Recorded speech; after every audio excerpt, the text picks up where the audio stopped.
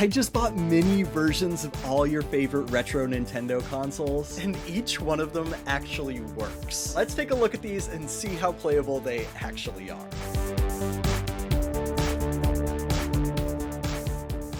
It seems like whenever something comes out, whether it's a phone, game console, toy, plush, Furby, we feel the need to make a miniature version of it. I mean, it is the natural progression of technology. It gets better and smaller. Like, look at the original Game Boy, and then look at the Game Boy at the end of its lifetime with the Game Boy Micro. But we also do this just for fun. I mean, there's a whole brand dedicated to making miniature versions of real-life products. And I mean, today, it's generally easy to make a miniature version of something, especially with 3D printing. But if we wanted to make something mini and keep its original function, a bit harder than you might think. But not impossible, as Nintendo has released classic versions of some retro consoles, and some other crazy people have developed small Nintendo consoles that Nintendo just downright refuses to make a mini version of. Though some of the ones we'll look at today might have shrunken down a bit too far. And don't worry, I also got a mini monitor to test some of these consoles out too. But before we get into it, I just want to say thank you for watching. We just hit 20,000 subscribers, which is just crazy. So make sure you subscribe if you love 90s and 2000s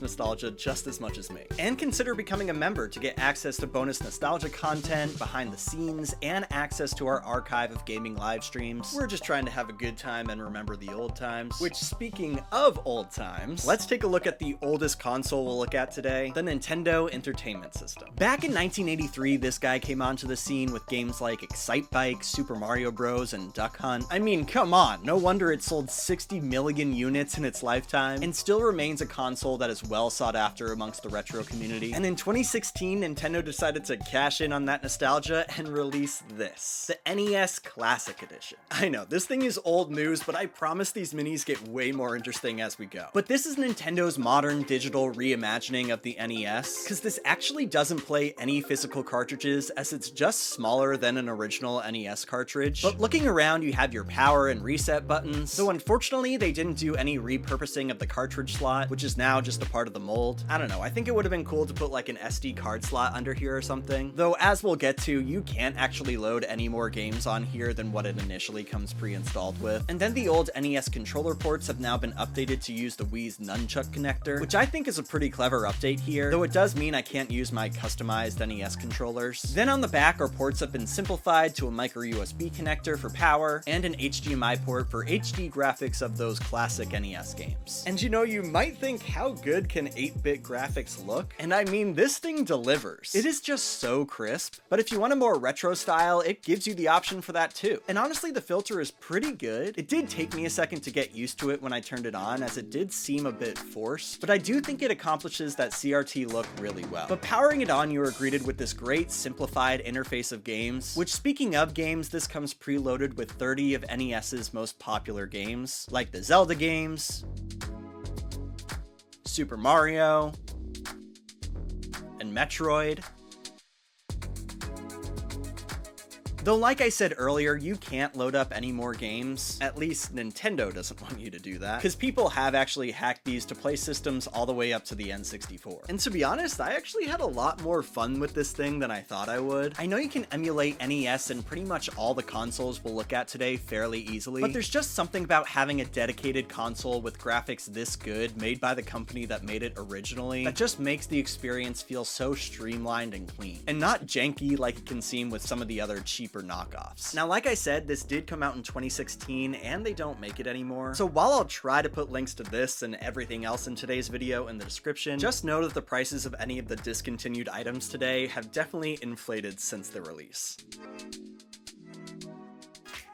Next, we'll look at the successor to the Nintendo Entertainment System, with the Super Nintendo Entertainment System. Yes, the SNES. Released in North America in 1991, and was Nintendo's next-generation 16-bit console, and introduced us to games like Mario Kart and Super Mario RPG, and definitely set Nintendo up for its next home console, which I'm getting way too ahead of myself. But thanks to the success of the NES Classic, Nintendo decided to double down on the nostalgia and release, you guessed it, the SNES Classic Edition. It's all very very similar to its predecessor, working power and reset buttons, a fake cartridge flap, as again this comes preloaded with digital copies of games, and with that there's a fake eject button, because what are you trying to eject? But then something a little cutesy that they did is where the controller ports are, obviously fake, but a flap comes down to reveal the real controller ports, which just like the NES Classic uses the Wiimote nunchuck port. And even though this is simply to like keep the design of the SNES when it's not in use, I just think it's really clever and is kind of what I was talking about with the cartridge slot of the NES Classic Edition.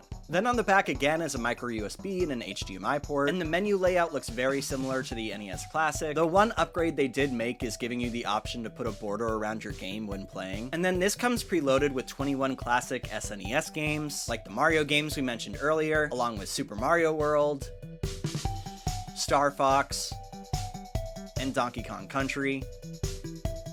Again, you can't load up any more games than what comes already pre-installed on here, but the gameplay, interface, and graphics, just like the NES Classic, and absolutely killer. Now let's move on to some handheld gaming. And while we've looked at some small Game Boys in the past with the Thumbie and even the Burger King Game Boy toy turned actual working Game Boy, the ones we're going to look at today are much more functional than the Thumbie and smaller than that Burger King Game Boy. First, let's miniaturize the original Game Boy. I actually never had an original Game Boy when I was younger, so when I got one for the first time a couple years ago, it was pretty cool to finally hold one. But here is our Game Boy Mini, and yes, just like everything else, it is playable. But before we get into some gaming, let's just take a look around this thing. It looks like everything on here is 3D printed, even the buttons, and I think design-wise, it looks really good. It even charges via USB-C, which is awesome. And if we look at the back here, there's actually a game cartridge slot, and if we take that out, it houses our SD card for storing games. Now, if you're interested in this, I did get it off AliExpress, so buy at your own risk. And just be aware that it only came preloaded with a few games, probably for testing purposes, so you'll most likely need to add your own. And then in terms of playability, it's fine. The buttons are clicky rather than having a membrane under them, which just gives a really weird feel. And I'm pretty sure the A and B buttons are one piece of plastic, and the start and select buttons are just god-awful. That being said though, it's not the worst D-pad I've used at this size. Though I'll be honest and say this thing still did impress me, especially with the screen. It's actually the same resolution as the original Game Boy, but when you shrink it down this small, the picture just looks so clean. And something this benefits from in the modern day is having a screen that is actually backlit. And then in terms of gameplay, it plays everything great. It's just how much can you stand actually playing on something this small? Like, even though the screen is crisp, I felt my eyes start to hurt after a while. Plus the A-B buttons just feel so close together. Like trying to run and then jump in Mario is kind of tricky. And I'm not entirely sure how this guy works. Perhaps off of some sort of Raspberry Pi or tiny Linux-based system. But all I can say really is that it's simple to use and it works.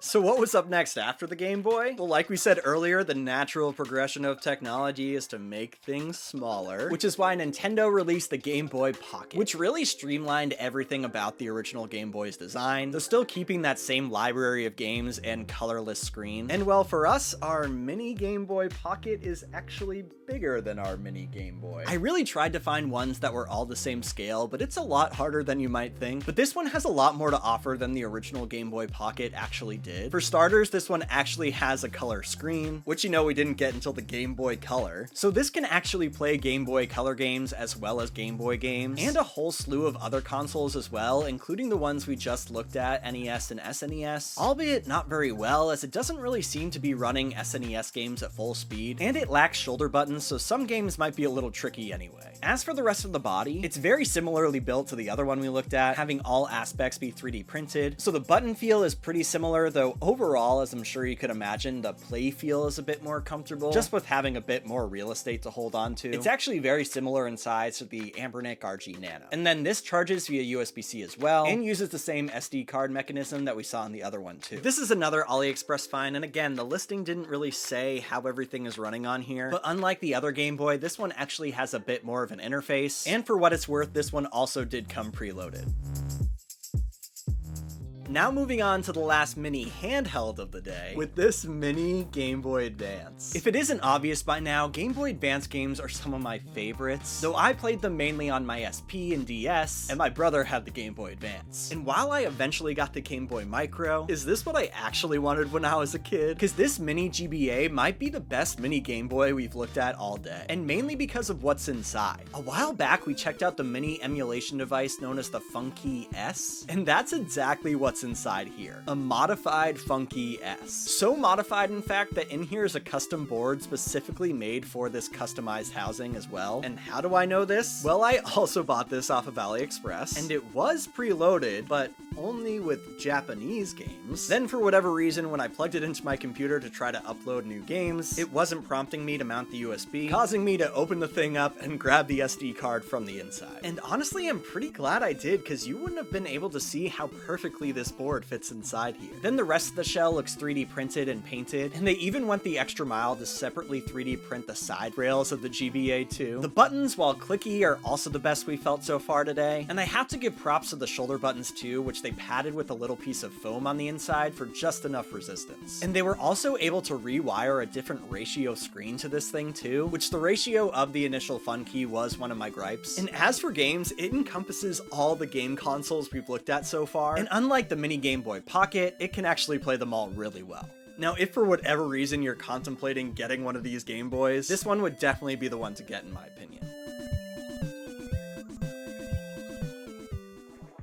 And these last two consoles are definitely the most unique ones we're going to look at today, and we alluded to it earlier, but what system came after the SNES? The N64. What a game-changing console. This finally brought 3D rendered graphics to your Nintendo games, and gave us some iconic titles too. And while we would all kill for an N64 Classic Edition, unfortunately Nintendo never released one. So I scoured the internet looking for a mini N64 that actually works, and honestly, while we all want one, there aren't really many options for one out there. Until I found an Etsy seller that makes mini working N64s. What a freaking awesome little console, and gives us a little glimpse into what it could have looked like if Nintendo made an N64 Classic. I had to make it in the iconic clear purple used back in the day, which just makes this thing give me all the nostalgia. And while it might not be the prettiest thing in the world, with one side being a bunch of different ports, and the top being open to exposed wires, but this is obviously a homemade passion project, and I am totally here for it. Inside here is a Raspberry Pi, which is why you have all these ports on the side, because a Raspberry Pi is essentially like a programmable computer, which means that this creator programmed this to play N64 games, which is why this creation has been dubbed the Pi 64. Though sadly, I couldn't really get it to function properly. I mean, I could get it to run games, but mainly I could just get it to the title screen and the controls would be backwards. Perhaps it was my controller, but even when setting it up, it didn't give me an option to configure a Z button. I don't know. I'm not a Raspberry Pi expert or an expert in emulation station, so I'm assuming all of this is just user error here. Still a really neat device nonetheless.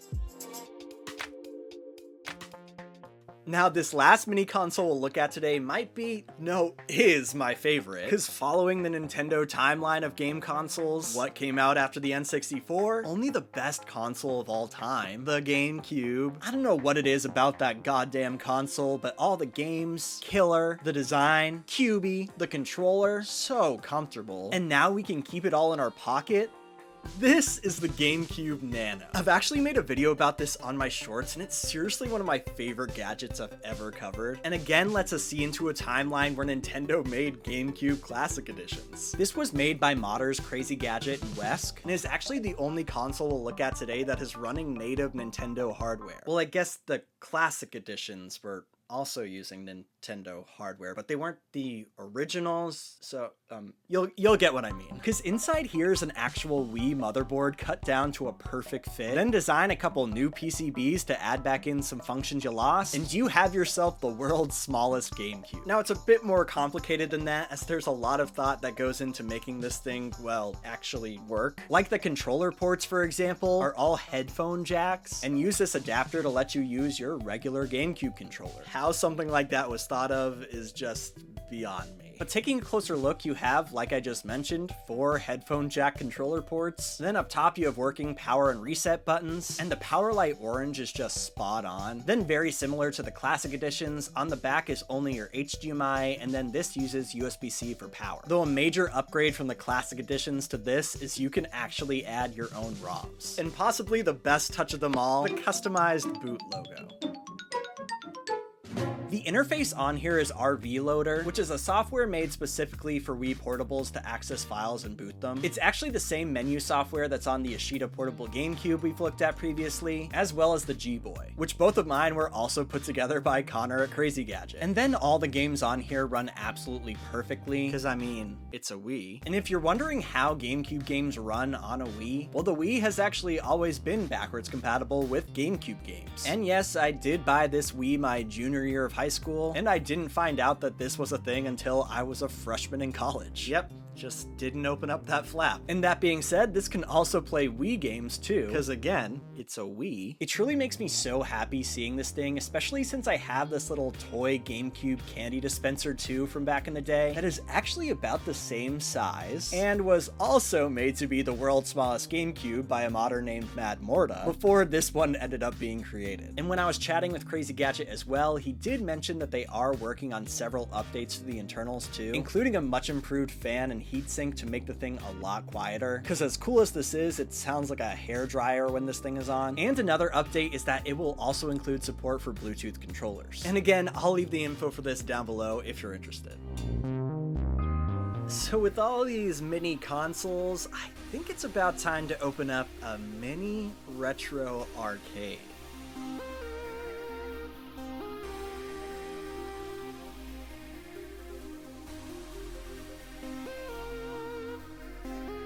Honestly, in 10 years, I'll probably be making this video again and all these consoles will be like the size of a penny. But again, thank you for watching. Now get out of here.